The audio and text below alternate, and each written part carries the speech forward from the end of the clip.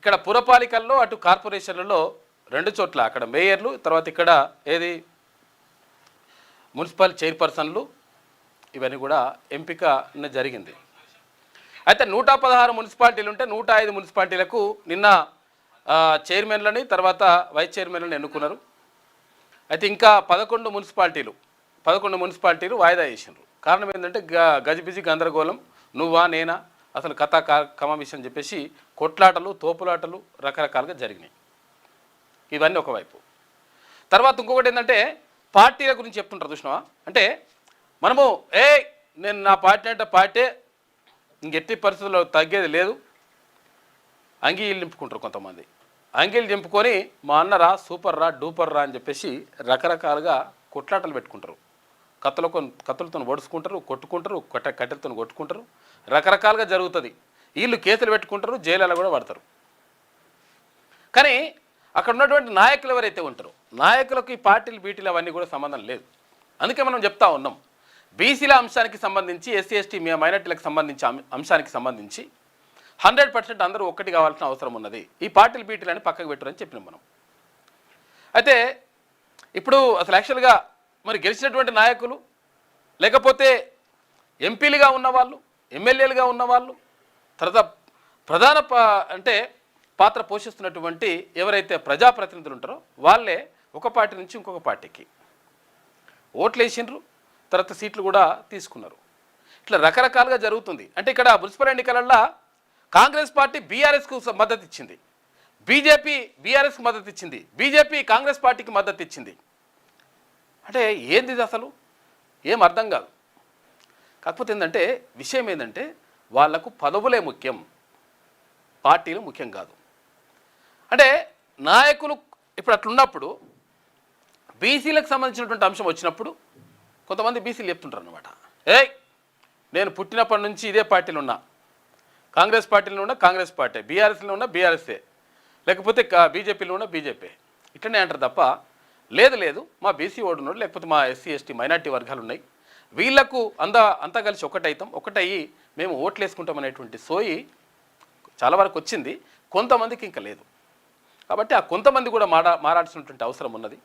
ఎందుకంటే ఇప్పుడు ఏమైంది, మున్సిపల్ ఎన్నికల్లో కానీ తర్వాత ఇక్కడ కార్పొరేషన్లో కానీ 7 కార్పొరేషన్లు ఉంటే 7 కార్పొరేషన్లు 5 కార్పొరేషన్లు కాంగ్రెస్ పార్టీకి, తర్వాత ఒకటి సిపిఐకి కాంగ్రెస్ మద్దతుతోటి, ఇంకొకటి భారతీయ జనతా పార్టీకి కరీంనగర్ స్థానం దక్కింది. కార్పొరేషన్లు అయిపోయినాయి కానీ ఇక్కడ మున్సిపాలిటీలో ఇంకా 11 మిగిలి ఉన్నాయి. అయితే నిజంగా మరి ఏం జరగాలి, నిజంగా వీళ్ళు పార్టీలలోనే ఉంటున్నారా, పార్టీల కోసమే పనిచేస్తున్నారా అంటే లేదు. ఎంపీ రఘునందన్ రావు భారతీయ జనతా పార్టీ నుంచి ఎంపీగా ఉన్నటువంటి రఘునందన్ రావు బీఆర్ఎస్కు మద్దతు ఇస్తూ డైరెక్ట్గా ఓటేసిండు. ఆయన ఎక్స్ అఫీషియో ఓటు ఉంటుంది కదా, వేసేసిండు. అంటే ఇక్కడ మొత్తం కూడా ఈక్వేషన్స్ అట్లా జరుగుతూ ఉంటాయి. అయితే కొన్ని చోట్ల మీకు చూపిస్తాయి ఇంకా అసలు యాక్చువల్గా ఏం జరుగుతుందంటే అంటే ఎంత కుట్రలు, ఎన్ని కుతంత్రాలు, ఎన్ని లంగకథలు ఇవన్నీ కూడా నడుస్తుంటాయని చెప్పడానికి ఇగో విజయక్రాంతిలో రాసినటువంటి ఒక కథనం కాదు, అసలు యాక్చువల్గా వాస్తవం జరిగింది ఇదే. ఇగో పదవులకు బీసీలు అనర్హులు అని చెప్పేసి రాసింది. ఎందుకు రాసిరు పేపర్లో అంటే వనపర్తిలో మొత్తం కూడా బీసీ ఎస్సీ ఎస్టీ మైనార్టీలే ఉన్నారు, బీసీలే అత్యధికంగా ఉన్నారు. ఉంటే అసలు యాక్చువల్గా బీసీ చైర్పర్సన్ పదవికి ఎవరు కౌన్సిలర్ ఉంటే వనపర్తిలో ఉంటే చీళ్ళ రజని అని చెప్పేసి ఉంటే, ఎందుకంటే బీసీ మహిళ కాదు, అక్కడ జనరల్ మహిళ వచ్చింది. జనరల్ మహిళ వస్తే ఒకే ఒక్కరు గెలుపొందినరు. అక్కడ గెలుపొందింది రెడ్డి సామాజిక వర్గానికి, అంటే అగ్రవర్ణ సామాజిక వర్గానికి చెందినటువంటి వ్యక్తి ఒక్కరే గెలుపొందినరు. ఆ ఒక్క వ్యక్తిని తీసుకొచ్చేసి చైర్పర్సన్ చేసి పెట్టినరు. నాకు ఈ కౌన్సిలర్ వద్దు, మన్నొద్దురా, మశాడమొద్దురా బాబు అని చెప్పేసి ధన్వన్ రాజీనామా చేసేసి అక్కడ పెంటలు పడేసి వెళ్ళిపోయింది ఆమె.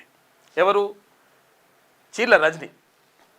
అంటే ఎందుకు ఇట్లా జరుగుతూ ఉంది, ఎంత అరాచకాలు ఉంటాయి, ఎంత అజమాయిషి ఉంటుంది. ఒక్కరు గెలిస్తే వాళ్ళేమో చైర్పర్సన్ కావాలంట, ఒక్కరు గెలిచినా కానీ. అంటే ఇవన్నిటినీ అధిగమించి వచ్చినటువంటి వాళ్ళు, బద్దలు కొట్టి వచ్చినటువంటి వాళ్ళు 61% మంది. ఇట్లా ఇప్పుడు ఎంత చూడండి, ఒక్కరు గెలిస్తే ఒక మహిళ, ఎవరు రెడ్డి మహిళ గెలిస్తే, ఏది అగ్రవర్ణాలకు సంబంధించినటువంటి మహిళ గెలిస్తే ఆ మహిళను చైర్పర్సన్ చేసి పెట్టేసిండ్రు. మరి బీసీలు అనర్హులా? బీసీలకు అర్హత లేదా? లేకపోతే బీసీ మహిళలు లేరా? ఎస్సీ ఎస్టీ మైనార్టీలు లేరా? ఉన్నారు. కాకపోతే ఏంటంటే ఇగో ఇటువంటి అరాచకాలు, ఇటువంటి అజమాయిషి, ఇటువంటి పెత్తందారితనం ఇవంతా కూడా నడుస్తూ ఉంటుంది. దాన్ని నడుస్తున్నా కానీ దాన్ని బద్దలు కొట్టుకొని వచ్చినటువంటి వాళ్ళు అంటే ఇటువంటివి నడుస్తుంటాయి అనమాట. కాబట్టి మనం అర్థం చేసుకోవాలి. ఎందుకంటే ఇక్కడ పదవులు ఇచ్చకాడు మనం ఓటేస్తే ఏమవుతుంది, 5,000 ఇచ్చిండ్రు కదా వాళ్ళకే వేయాలి మనం, మళ్ళీ లేకపోతే కడప మీద పెట్టిపోయా. కడప మీద పెట్టిపోతే వేయాలంట ఓటు.